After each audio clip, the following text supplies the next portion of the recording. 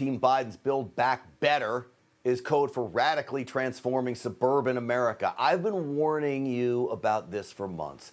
A provision inside the reconciliation package that aims to replace single-family homes with multi-unit affordable housing actually exists. They do this by providing financial incentives in the form of taxpayer-funded grants and tax credits for state and local entities to change zoning laws. It amounts to a bribe, right? So I say, goodbye to your white picket fence home, replaced by an ugly government mass-produced low-income complex. And forget about gerrymandering. They don't need it anymore. What they want to do is literally import Democrat voters into your neighborhoods, import poverty into your neighborhoods. There is no other way to describe this as a literal war on suburbia.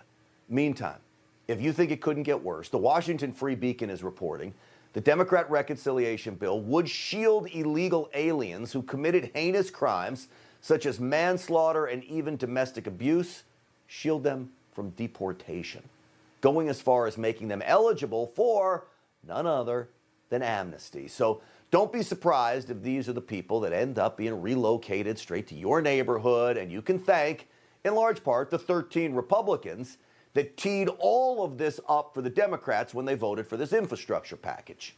Well, joining me now is Republican Congressman from Alabama, our friend Mo Brooks is here, and Republican Congressman from Texas, another friend of ours, Pat Fallon. Congressman, great to have you both on the program. Congressman Brooks, let's start with you. Is this a serious concern about their quest to transform the suburbs into inner cities?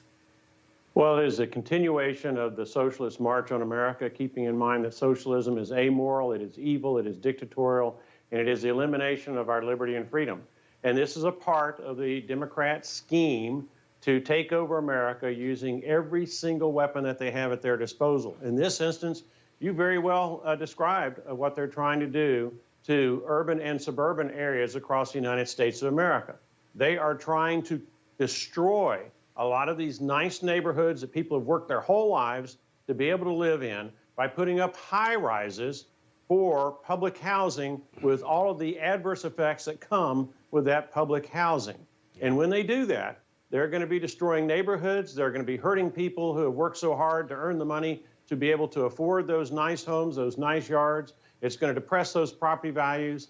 And it's just a part of what they're doing across the United States of America in so many different ways. We're in a political war, and we need to stop them. Congressman, you figure we'll never win another election again if they steal the suburbs away from us. Pat Fallon, let me play a soundbite from the Secretary of Commerce, Gina Raimondo. This sums up their entire plan. Take a listen. We plan to work in close collaboration with states, counties, cities, community-based organizations, and the private sector in partnership to develop grant programs which will ensure that we roll this out in an efficient manner. Broadband is the gateway to economic opportunity, and so in order to open that gateway, we're putting equity at the center of everything we do. All right. The end is what was really important there, Pat Fallon. Mm-hmm. Equity is at the center of everything they do? Grant, the old E word, huh? I mean, it's great to be on with you and my good friend Mo Brooks. Listen, it's the American dream to own a home, not rent an apartment. And in their incentive. They also have in this bill an $80 billion slush fund to use, and there's no limits on how much they can give public housing authorities, which are notoriously inept and inefficient. The lion's share of that $80 billion is going to states like California and New York. Not a coincidence that who is the presiding officer of the House? Nancy Pelosi from California, Chuck Schumer in the Senate from New York. About a third of the Democratic delegation in the House is from those two states. So this is the Biden-Bernie bankruptcy. And we've got to do, as Mo Brooks just said, it's socialism at its finest.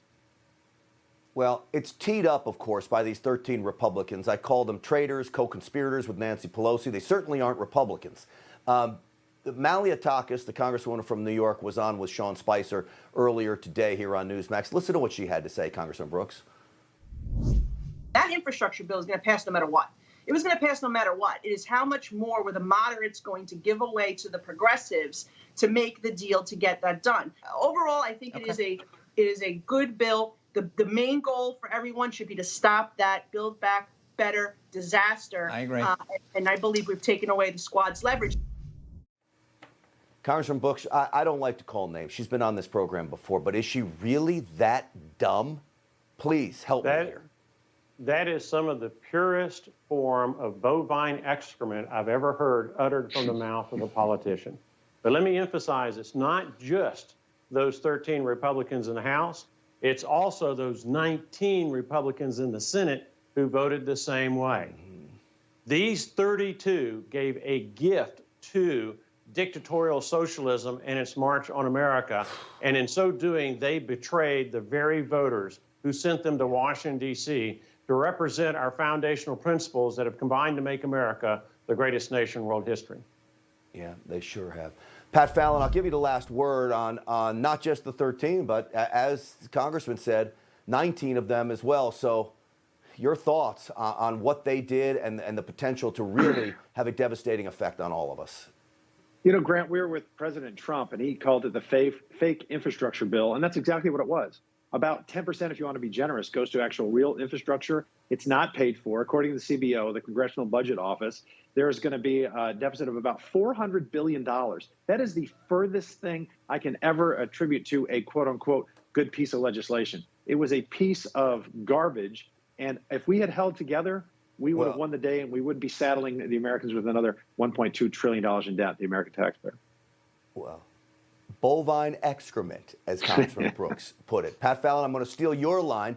Two great Americans with me tonight, Congressman Mo Brooks, Pat Fallon. Thank you both for coming on the program. All right, folks. Hi, Rob Carson here. If you love watching Newsmax, you're really going to love listening to our new podcast.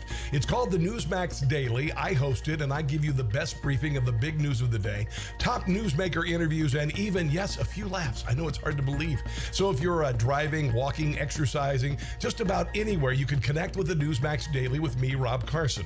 Find our podcast online or go to iPhone, Spotify, iHeart, Stitcher, and more, and start listening today.